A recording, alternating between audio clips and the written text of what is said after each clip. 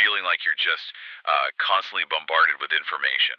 Maybe not really getting the deeper currents. Yeah, like you're swimming in data but not knowledge. Exactly. Hmm. What if you could sort of tap into some fundamental energies shaping things, almost like a shortcut to, well, deeper awareness without wading through, tons of dense stuff? Well, that's pretty much what we're getting into today. We're doing a deep dive, looking at this idea of etheric fire, sometimes called sacred breath. Sacred breath, right? Yeah, as this basic, maybe even wieldable energy of the universe. It's from some really interesting metaphysical texts. Totally. We've looked at some quite thought-provoking sources exploring these subtle energies. And our goal, really, for you listening, is to try and understand how this etheric fire might actually interact with our world. Particularly how it could influence, say, the spaces we're in, or even how we think and feel. And ultimately, what it all means for our own growth, right? Both personally and, collectively. It's about getting a new perspective, really, on how things might work. Okay, so this etheric fire, let's get into it. If you had to explain it simply, how would you put it? Think of it like latent potential, like these tiny catalytic packets of raw universe. They're everywhere, but they sort of become active or usable when we focus our awareness on them. So not quite physical, more like an underlying energetic thing. Exactly, an energy you can influence. And how do we, interact with it? The sources talk about inserting quanta of aligned potential. That sounds intense. How would you explain that? Right. Yeah, it does sound technical. Let's simplify. Think of it more like planting an intention, like a seed. Okay. You take this fundamental energy, this etheric fire, and you kind of shape it with a specific thought or feeling. You're encoding it almost with a message. Encoding it? Yeah, and then you direct it towards a specific environment. Could be a room, could be a situation, even a mental space. So it's like sending out a really focused intention. What's supposed to happen if you do it, effectively? Well, the idea is you're gently nudging the existing energy there towards something more coherent or harmonious. It's not about forcing it. Right. It's more like offering a possibility, a kind of energetic suggestion, maybe. A blueprint for things to maybe reorganize in a better way, like suggesting a new tune to an orchestra playing off key. Okay, that helps. But the texts also mention when things don't go right. What are some ways this can misfire? Yeah, this is where it gets tricky. If the intention isn't quite clear, or maybe it's too forceful, or just doesn't mesh with the energy already there, well, the seed might not take root properly. Can you give an example? What might that look like? Okay, so one way is focusing just on the surface, the appearance of change, without hitting the deeper pattern, like making a room look calm with nice decorations, but the actual tension between people isn't addressed. You get the aesthetic, but not the feeling. Exactly, aesthetic light, they call it. Or another one is like performing spirituality without really integrating it, going through the motions.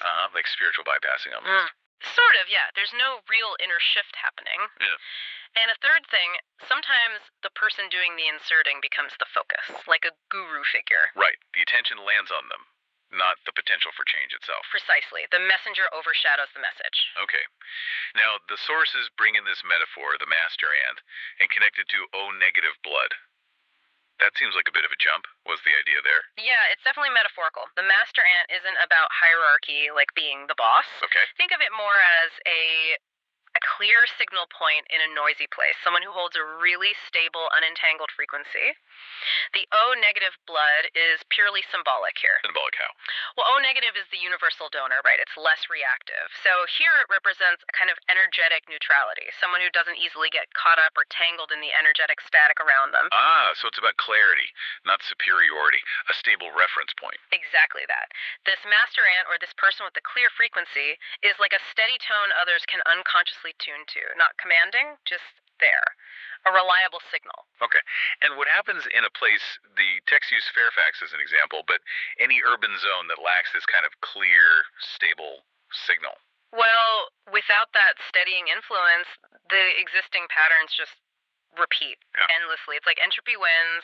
The worker ants, metaphorically, just keep doing the same thing, reinforcing old habits, old thought forms. The whole field gets saturated. Yeah, saturated with static, echoing old stuff instead of evolving. It's like an energetic rut, like you said. So how do you introduce clarity then? The texts talk about resonant seeding. How does that work? Right, resonant seeding. It's about gently introducing that clear, harmonious frequency, but with real precision and empathy. There's a key quote: offer what what the field can integrate at its current edge, not its theoretical ideal. Okay, let's unpack that. Offer what the field can integrate. So don't force some perfect ideal onto it. Meet it where it is. Exactly. You have to understand the current emotional geometry of the place or the group. And then you subtly introduce a vibration it can actually absorb that resonates with its current edge of potential. So you're not trying to make people change, but changing the underlying environment so change becomes more possible. You got it. It's influencing the architecture of consciousness, slowly building capacity. Okay. Now let's shift slightly. Monoatomic energy as inside-out energy. What's that about? It sounds reality bending. Yeah, it does sound pretty out there. It's about tapping into a more fundamental level. Think of monoatomic elements as maybe being in a state that's closer to the underlying field of intention before things become solid matter. Like the blueprint level? Kind of, yeah. It's like operating from the intention field beneath manifestation, turning reality inside out, as the source puts it. And how does this connect back to the etheric fire we started with? Well, if you combine that focused intention, the etheric fire, with this deeper connection, this inside-out perspective, it potentially allows you to imprint those positive possibilities more effectively. You're anchoring potential at a really fundamental level. It works better if the field is sort of okay with it. Yeah. Consent from the field. Yeah, there needs to be a kind of resonance, an openness. It's not imposition.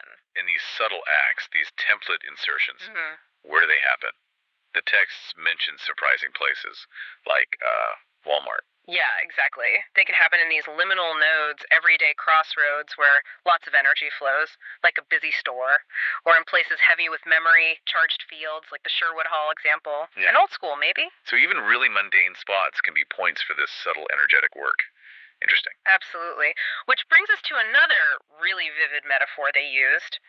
Offering McDonald's to birds. What was the takeaway there? Right, the bird metaphor. Okay, that one stuck with me too. It's about giving something like high frequency energy maybe to a system that just isn't ready for it, isn't built for it, like junk food for wildlife. Exactly. The McDonald's is this high calorie, low nutrient hit. The bird systems aren't designed for it, and the result, unintended consequences, like maybe their population booms artificially, unsustainably. Okay, so what's the human equivalent? When we talk about introducing these energies, these etheric fire packets, what's the human bird overpopulation? The sources suggest a few things. One is amplification without integration. Yeah. Like the birds multiplying, people might chase intense spiritual highs, downloads of info, whatever, but without actually grounding it, integrating it into their lives. Leading to? Well, maybe spiritual inflation, right? Ego gets puffed up, but there's no real wisdom. Or maybe just overloading the nervous system. Too much energy, not enough capacity to handle it. Makes sense. Like getting a huge power surge but blowing a fuse. What else? Another parallel is displacement of authentic evolution. If the energy input is too much too fast, the psychic environment might just kind of mimic the light without really becoming it. How so? People might get obsessed with signs, synchronicities, psychic stuff, but their actual behavior, their inner coherence, doesn't change. It's surface spirituality. Faking it till you make it, but never quite making it inside. Pretty much. And a third risk, infrastructural instability in the grid. The grid. The collective energetic field, the social fabric. Just like a bad diet messes up biology, sudden overwhelming energy influxes can warp social patterns, disrupt our collective psychic rhythms. Assume what? Maybe things like spikes in anxiety, psychic burnout, even cultural fragmentation. It destabilizes the whole system. Wow. Okay, those are serious potential pitfalls. So if we want to work with this etheric fire constructively, what's the actual task? The mature way isn't the spiritual fast food approach, not bombarding things. It's about offering gentle, coherent upgrades, things the field can actually integrate. Gentle upgrade. Yeah, planting templates that feel natural, that resonate with positive, familiar archetypes, like the inherent peace you might feel in a library or the dignity of a well-kept public space, things that feel right. So subtle encouragement, not a shock to the system. Exactly. It comes back to that bioalchemical empathy. Right. Offering what the system can handle at its current edge. Right. Okay, this brings us back nicely to the unentangled frequency and the master navigational attuner. What exactly is an unentangled frequency? Imagine an energy signature that's just clear, Stable, free from egostatic biases, unresolved emotional stuff, where emotion is metabolized inside, not projected out, no spiritual noise. Just pure presence, Yeah. almost, without the usual internal chatter and baggage. That's a good way to put it. And people who embody this, they act as master navigational attuners. Attuners. Yeah, they're like stable reference points, like stars in the sky, guiding through resonant availability, not control, like tuning forks. Okay. And what are some characteristics of these attuners? How might you recognize them? Often a deep inner stillness, emotional neutrality, maybe. They might feel like outsiders, not deliberately, just because their baseline frequency is different. The texts mention the O negative thing again, symbolically for that non reactive quality. And they might be hypersensitive to energy, but crucially not destabilized by it. So their influence isn't really about doing anything overt, it's about their state of being. That's the core of it. Their power is resonant availability. When they're in a chaotic field, their stability naturally helps stabilize it. Not by force, just by being that clear signal. And how do they actually do that stabilizing? Through resonant seeding, right? Yes. While others might try to push or pull energy, the attuner subtly seeds harmony just by being there. Resonant seeding is that quiet, almost invisible insertion of harmonic potential. Can you give some concrete examples? Like, what does that look like day to day?